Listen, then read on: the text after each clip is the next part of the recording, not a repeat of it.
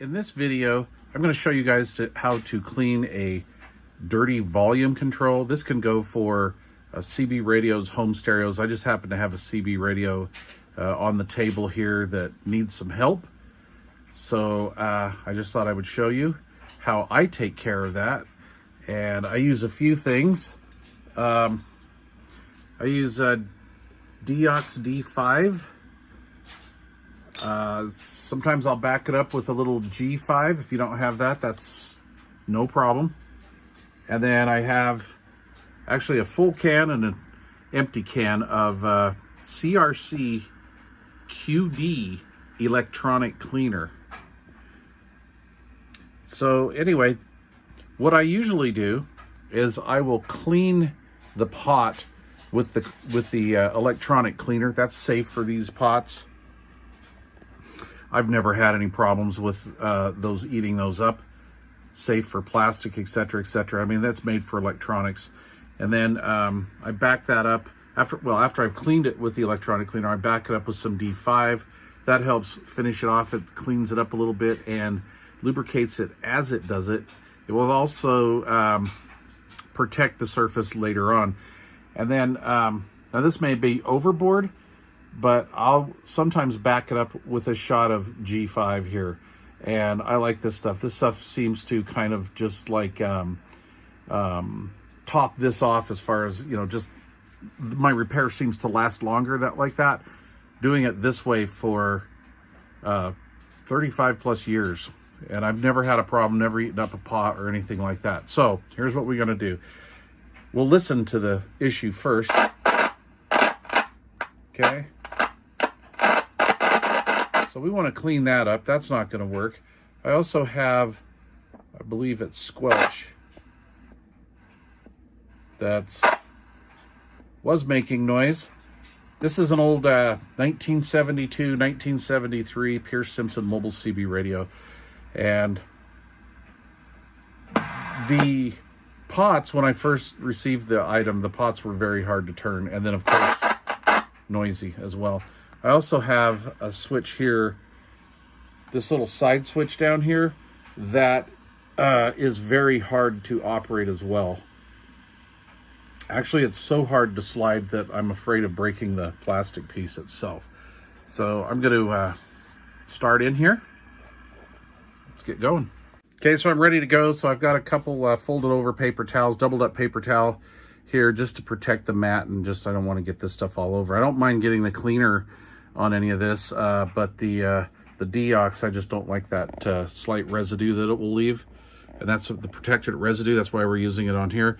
So the radio is unplugged, so we have no power going to it. You'll always want to do this if this is a 120 or 110 20 volt rig or device, stereo receiver, CB, whatever. Unplug that, power it all down. You don't really, I mean, just for safety's sake, we just don't want any electricity in the circuit or going to it. So this is that stubborn volume control here. So I'm going to go back here, and what you're going to see if I can slide in here, is these are the openings to it. So this is a dual function pot. I think that was volume squelch. So I'm going to sneak my tip and I'm going to go in one of these openings. Sometimes I'll set the device up on its side so it will roll in there. The product will actually go in there. But I think we're going to be okay with this one. We'll give that a squirt. That was lovely. That squirted back. Be prepared for that. Okay, it's freeing up a little bit. In case I didn't get a good shot of that, let's do it again. Trying to see what I was doing. There we go. That might be a little much, but that's okay. We don't have it turned on. This stuff's only about $10 a can, and a can goes quite a ways. Pre-pandemic, it was $6.88 at Wally World per can. Now we're, I think, 10 something.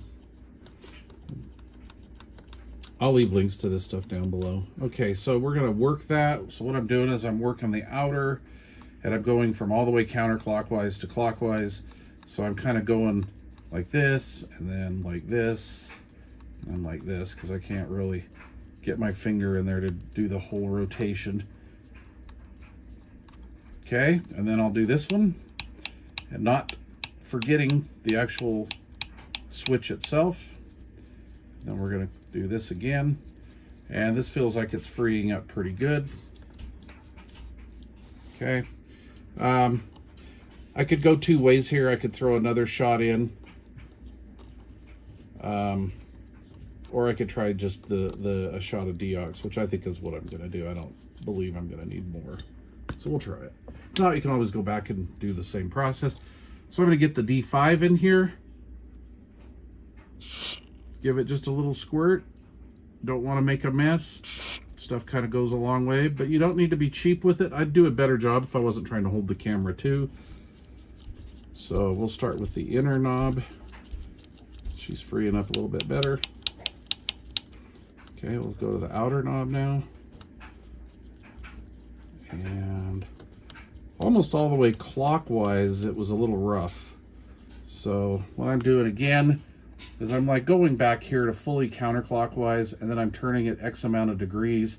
And then at about the halfway mark, I grab it again, and I'm just doing that and almost making it to the end. There we go. There's the end. So let's see how that goes. That's not bad. That feels considerably better. All right, let's see. What did we have? Let's see. What else was this? This was the squelch. That's right. What was the other one? The other one's the RF gain. So let's go over here to squelch. Now this one was dirty, as you could hear. It also has a lot of resistance in it. It feels gummed up. Okay, so I'm going to turn them all the way counterclockwise. I believe that's where they rested pretty much the whole time this thing's been in storage. We'll get some squirt of that in there. Again, don't worry about it. This stuff is safe. If you are worried about it, just try a test piece somewhere. Like maybe on some plastic back here or something. But anyway, it's going to be all right.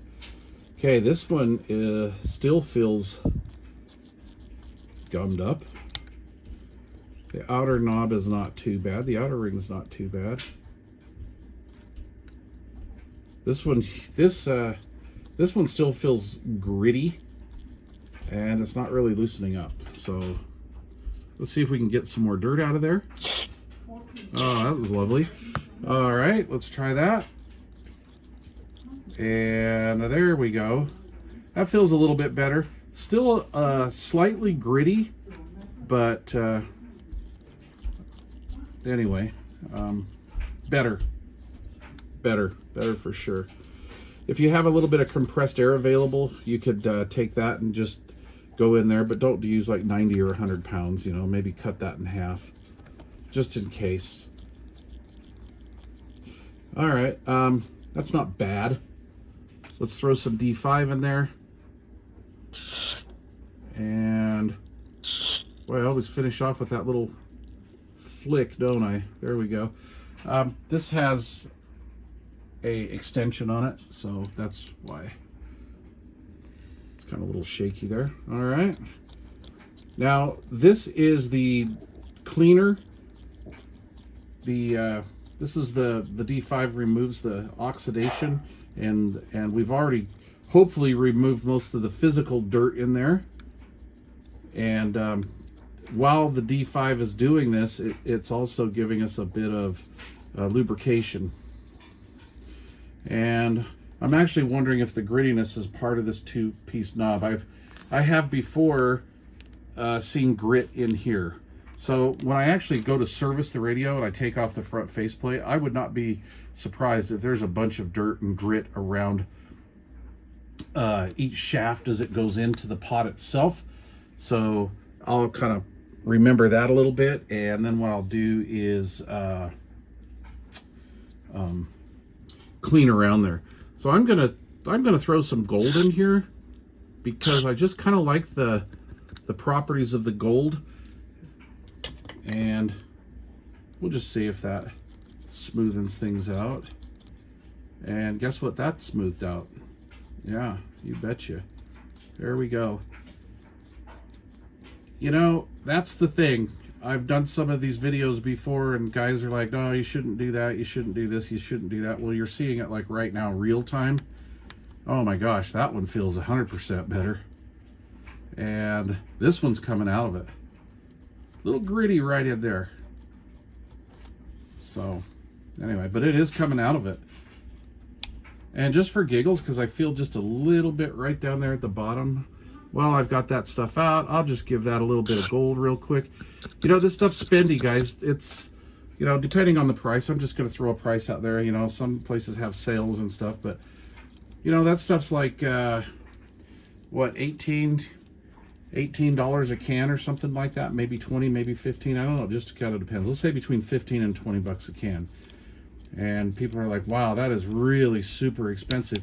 But when you think about it, for the results that we're going to get and bringing an old piece of gear back, and you know, not only for like a CB, but for a home stereo, maybe a home appliance. I've used this on other things as well. And so now this is a mode switch, and this feels okay. I'm not going to mess with this at the moment. This is like a wafer type switch. I'm going to get to that from the top. I'll probably use a little bit of the QD cleaner on that and pretty much leave that alone. That was not noisy. But anyway, that's a lot better. That's a lot better. And there you go. Because I don't have any compressed air right at the moment, I am going to cut this video. Yeah, see, we got a little bit of stuff down there. I'm going to cut this video and come back in, say, 5 minutes.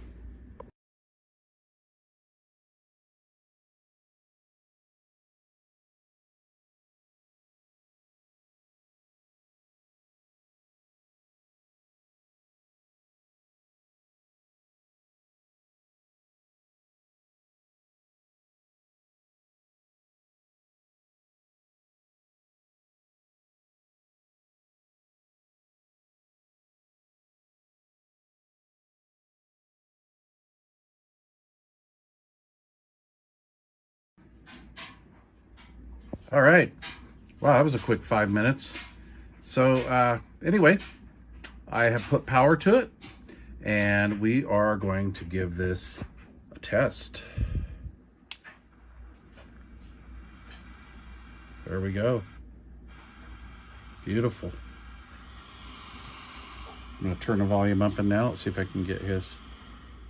There we go. All of that noise is gone. Okay. Squelch works as it should now. That's great.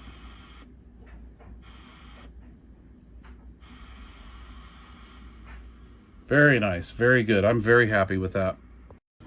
This SWR switch is very, it's clicking now. It's very hard to get to slide. So I have the switch all the way down. So we've got this little opening right here. What I'm going to do is I'm going to, we have the cut the power, so no power to it. So I'm going to get the QD cleaner out again. We're going to get in there. We're going to kind of goosh that. Look at that. We had some dirt that flipped out of there. That's cool. There we go. Look at this. I can do this with one hand now. Very nice. Very nice. Much better. Okay, so I'm going to work this back and forth. I'll try to do it while I'm holding the camera. That's not working very well. There we go. Okay, feeling a little crunchy again, so I'll put it to the end of its travel there. There we go. Yeah, we did have a little piece of dirt that flew out of there. That was kind of cool. All right, there we go. Okay, I like it. That feels much better. Okay, let's take some deox and squirt in there.